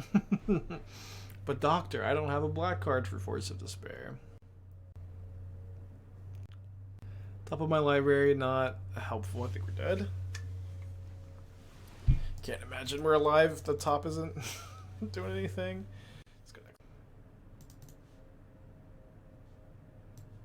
Alright, we're going to bring in our Graveyard Hate against Living End.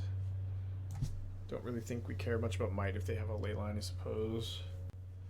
How are we sideboarding in this matchup? So, like, a lot of times in this matchup, what you're wanting to do is, like, put your stuff into the graveyard aggressively, kind of like what we did, and then put them in a spot where they need to Living End before you can, get a Nihil Spellbomb into play. And I think I'm going to trim a Daredevil, a Sweet's Revenge, and a Mini Partings. I think I'm also going to use the restroom real quick. Yeah, trophies are for Tron. It's cool that they kill Karn and that they kill Tron lands.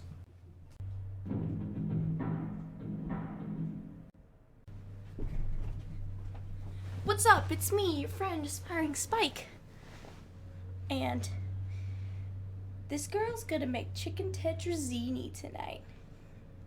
Now, if you've never had chicken tetrazzini at school, you're missing out. It was one of the best school lunches ever made. What's up? It's me, your friend. Bye.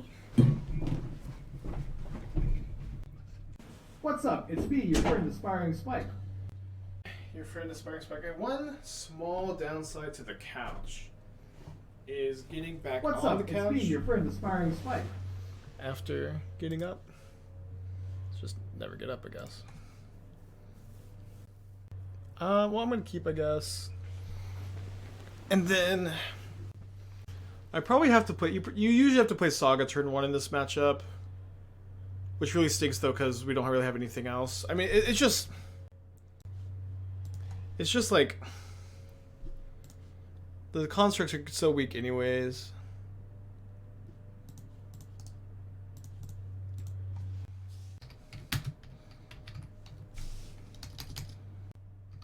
Wait, was Esther here? I think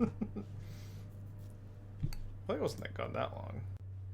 What about recommissioned elementals? There was definitely something about recommissioned elementals that I wasn't super happy about. Deck's pretty bad against the ring.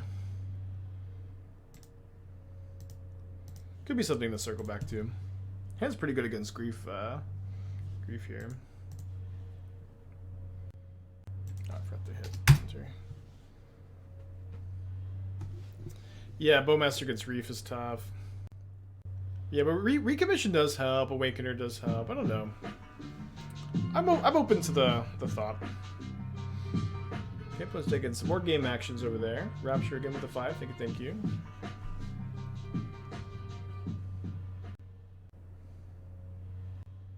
So my opponent's turn 1. They cycled Street Wraith, Griefed, Misty, Troll, Forced. Pretty good.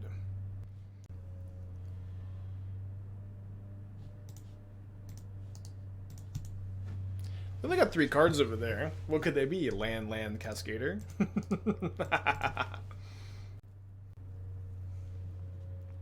Oh, land Cycler into Cascader, perhaps?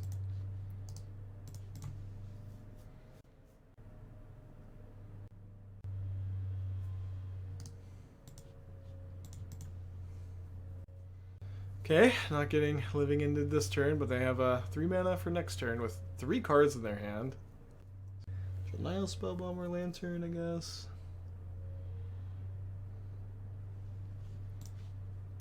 I mean, we get to go like Took into Cabin next turn. If somehow they don't have a Cascader.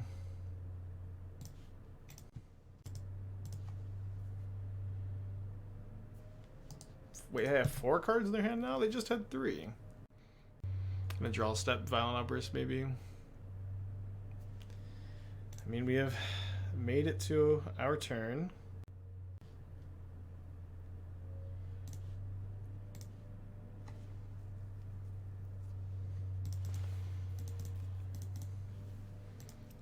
I think I'll leave the Daredevil in the yard right now. I don't have a cookbook in my hand, and we're up against Living End, right? You can draw that, cast that this turn.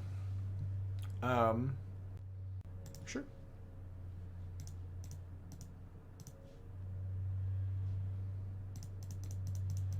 I'm not gonna be able to win this turn, but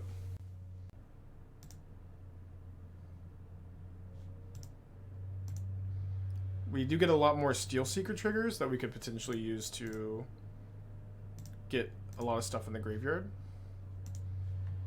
There's A stuff. So let's just keep that in the deck and then cast our mini partings here.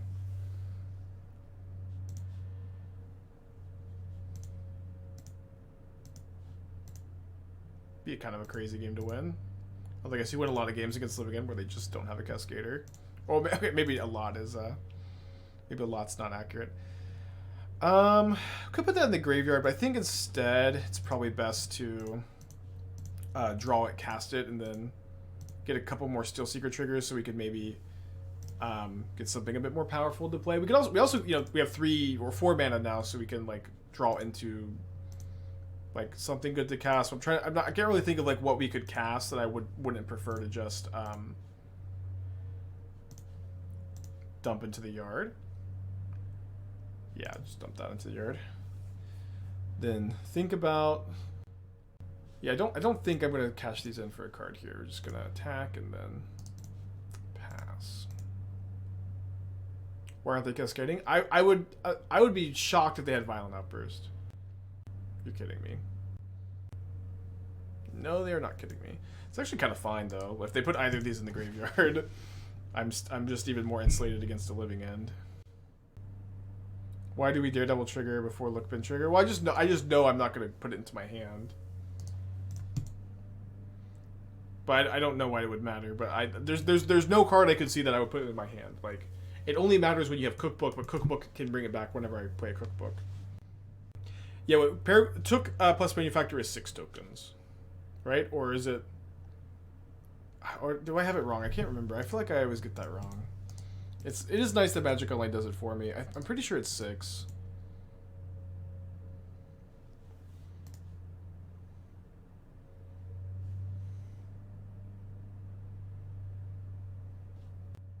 So here's our cookbook. Suppose we are maybe going to be casting this Ovalchase Daredevil.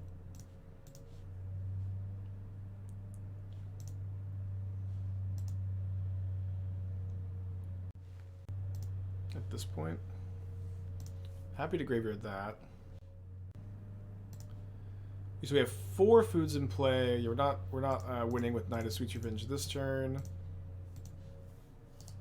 I might also chump block with my Goose, but we'll be making a food this turn. How to Besiege Anvil Field versus Tron variant? I think the Tron variant's like Besiege is really good in the deck, but I think the Tron variant is better overall. Is kind of my current thinking. Pretty close. I think that I just don't really want to like commit to a Knight of Sweet's Revenge until I also have a Nihil Spellbomb off the Saga. So I'm just kind of not in a rush. And like this is definitely a good card to get into the yard also. It seems like a good enough card to draw. Wait. Oh, they suspended Living End. Interesting. They have no cards in their hand now. So my top card is Finale. Yeah, let's go. Cookbook back Took. Finale lethal? No, because I lose my mana engine. Legolas's Reflexes. That's that legacy card, right? That everybody's going crazy about. I honestly don't really get why everyone's going so crazy about it, but... Oh, I can't go Took into... Finale of Phrasmo and cast Cookbook, so I guess I just go Took, Cabin, draw a card. I want to make sure that I can Asmo all my stuff, though. Yeah, actually, I probably just don't draw a card. See that top. Although I guess we're shuffling away. Ad break, you can subscribe if you want to like not see the ads. Yeah, people are going crazy for Legolas's Reflexes. Like, I have no idea like what deck you would play that card in, and like people also keep calling it like a 2-for-1, and I'm kind of struggling to see how it's like much better than like 1 mana Rapid Bite, unless like there's a combo with it. Yeah, I know it's not gonna be legal in Modern, but like I'm assuming people are going crazy for it in Legacy. It's for Legacy Infect. So, is it better than Berserk? Maybe just Addition. Split Second's a big deal. I accept that Split Second's a big deal. But like also, like it triggers it. So Legolas, can we read the card actually? I mean, I need to reread it. Maybe this is too much of a sidetrack. But doesn't it?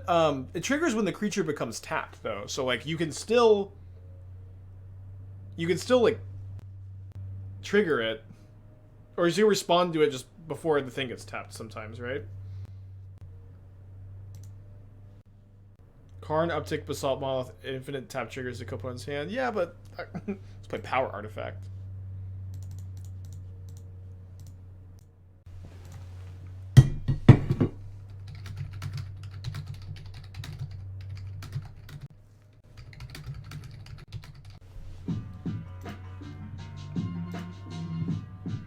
Dade with the 34 months, thank you.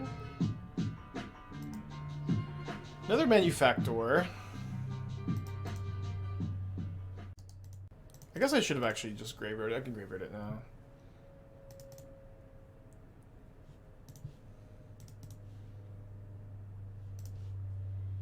No more Gingerbread Cabins in the deck either.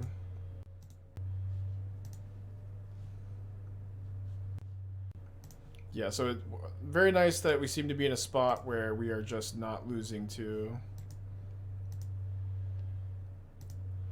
Living Endeavor, and we're also not losing to the board ever.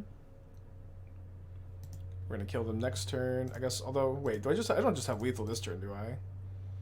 7, 8, 9, 10. One short.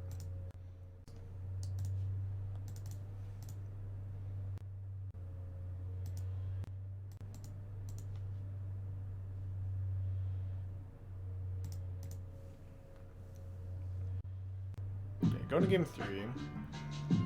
Do people like actually like the Lona stack? I don't know why I keep getting asked about it so much. Like it's the same Lona stack that like Canister was working on post MH2, but now I guess you have Sam now, so you have a combo. I don't know. The deck I've seen it in action and it just looks so bad. But yeah, the modern engine is gonna do what it does sometimes. Sometimes like people just like to they just accept that this is the build of the deck. The food Discord, yeah, the Discords will do what the Discords do. Charles Snowball good. Yeah, it maybe is good. I just like when I've seen it in action. I didn't tune into twitch.tv/Doomake last night, which was maybe my mistake. When I've seen it in action, it hasn't looked that good. Because you put like Goose, and then we can like Cookbook discard both of these, and then also play Nihil Spellbomb.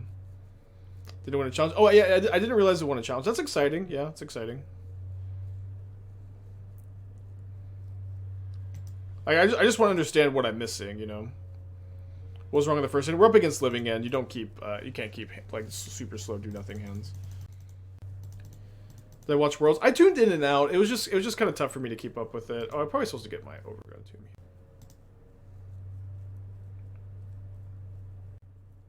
At the very least, like the card Lonus, I think is the worst card in the Lonus deck, which is always kind of funny.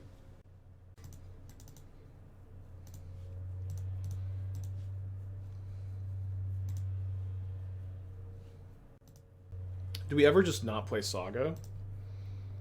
What I like about not playing Saga is we can draw a card off for Spellbomb, obviously, but we can also, we're also like a lot more resilient to Force of Vigor here. All decks should be named after the worst card. It's called Game Objects, not Lonus. Yeah, fair enough. So they call Lonus to differentiate from other same builds. Okay, sure. That's fair. Feels like we're in good shape. I would love to trophy with this deck. We haven't trophied with this one, I think. But I think this is the we've been working on it. This build's been getting better. Been liking it. Shocks in the Blood Crypt. Evoken. What are they targeting?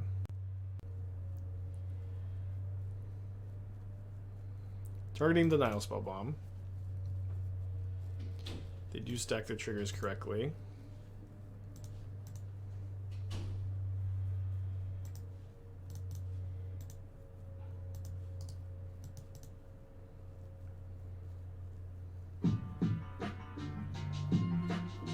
Angry Panda? Sorry you're angry. Hope it was nothing I did. Official apology. If so. Yeah, let's go for Asmo this turn. We get the extra Cookbook in play, which would be really nice if they go for Living End, and then we just have double Cookbook, and I guess one Cookbook, because they'll kill one of them. Or they'll kill the Saga. Plus Took, plus Manufactor, plus Asmo. It'd be kind of bad if they have a Force of Vigor also, but... Come on, dude. You wouldn't Force of Vigor your friend Aspiring Spike, would ya? They would, I guess. Yeah, I still don't think we need to do anything. We don't need to we can still discard the Took killer on Asmo in response to a Living End. And also, like, I might just want to cast this Took and like be able to kill both. So if I do want to be able to kill both, I do have to discard like my mini partings here, which I don't love. Let's just untap. Attack for 3. Yeah, I think I could maybe just be comfortable either just playing mini partings Goose, just mini partings. We'll see if they do anything. It does feel like they have a Violent Outburst. Yeah, let's play mini partings. This is gonna be if I do this, I could just play Forest. Next one I can go Took Cabin. I'm also like just happy enough if I play Goose and they Violent Outburst now without cycling anymore. We'll be in pretty good shape. So now I need to decide if I'm discarding my Took or not. I think no. I just need to be able to win on the board and in the yard. Although them Boseijuing here means they also don't definitely have Violent Outburst anymore, or I no longer read them as being as likely to have Violent Outburst. They obviously still could have it, but they cut Confectioner because the combo feels unnecessary. What about your idea of playing Unearth? Yes, I moved towards Unearth.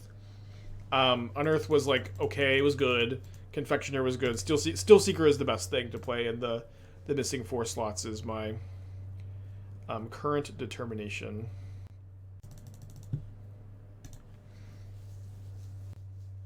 So I'm gonna cast this before the Nihil Spellbomb, since I can kill it in response with Asmo if it dies here. I guess I could have just cast it too. So if their last 2 cards are Endurance green card, we are going to be in some shitty shape, I guess. And I also suppose it makes sense to kind of go all in and kill my own Goose. The goose is worth more in the graveyard than it is in play. Since I have a Manufactor, it'll come back. I'll get more game objects. Oh shit! So dumb. Sorry. I needed to do this with the Took was still in play. Okay, so now I lose the Goose. It's not... Shouldn't be the difference maker here. Would have been really nice, though. Fuck. Would have been really fucking nice. Just didn't completely think it through, I guess. We are in, I think, very good shape, though. Could have played that turn a lot better. Turns against Living End are so tough. They used Foundation Breaker to kill the Manufactor. So we hit for 5, which is fine. We're super ahead at the moment. If that's the question. How do you win here? Watch the game. Alright, so I want to cycle this. And because I want to keep the cookbook. Ooh. So now I go Sweet's Revenge. 3 food. Flow 3 mana. 2, 1, 2, 3. Draw a card. Oh, I got something.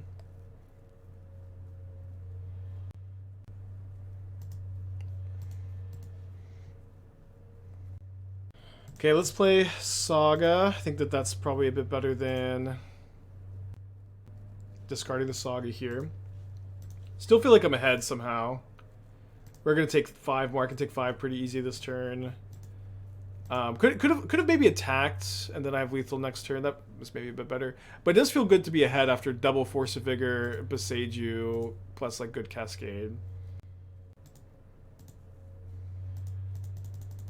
Yeah, I think we should have attacked there. I'm mostly still thinking we're winning the long game is kind of why like my instinct was to not attack, but we should have attacked.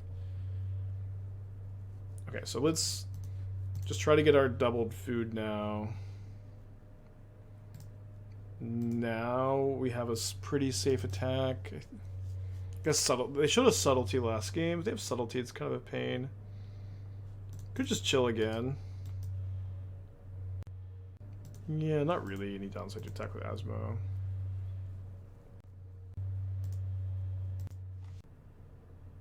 So the plan, I think, is to make a food in Saga, or sack a food, make a construct. Why didn't you play the guy, make a construct that would trigger the effect? Yeah, I always forget that making a construct triggers Took. It's because like it's the only other token generator in the deck.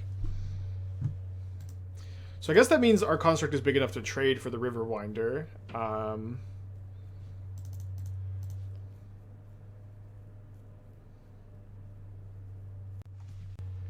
I don't know that I want to trade though. I kind of just want to have lethal attacker. Sack of food, like I want the violent outburst.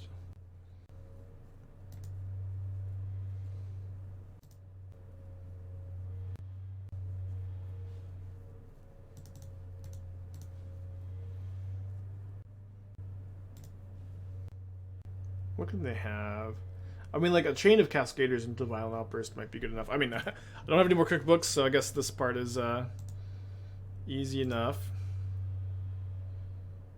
And then killing the Foundation Breaker is kind of awkward if that last card is Violent Outburst. We still get to exile it with Lantern.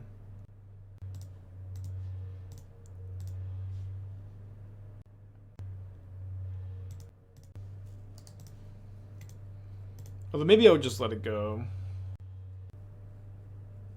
Because one problem with sacking the Lantern is if they just go cycle into cycle. I should probably tap it. And then I have to decide, am I going to... Yeah, so let's... Or so sack it. So let's go discard this. Make 2 food. Then I already have a Took in the yard, so we'll kill Asmo to Asmo's ability. And then I'll pop the Lantern. I think we're beating most like series of cycles here.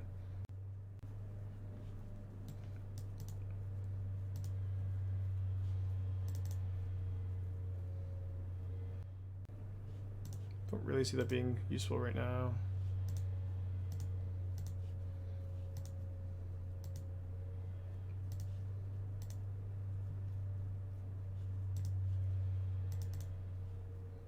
This matchup's always so tough. But it looks like we're gonna get it. 5-0. I'm gonna give this the GGs. Cool match. Did not play Game 3 super well. It's like it's kind of guaranteed you're gonna fuck up one game in a league pretty bad with this deck. Feels good to be, you know, messing up, beat double Force of Vigor, Boseiju, and like good living end. Nice trophy. Feels good to trophy with the deck. Been working on it for a long time. And oh, Boseiju.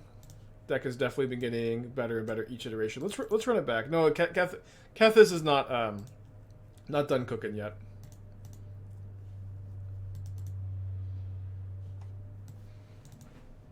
Not done cooking.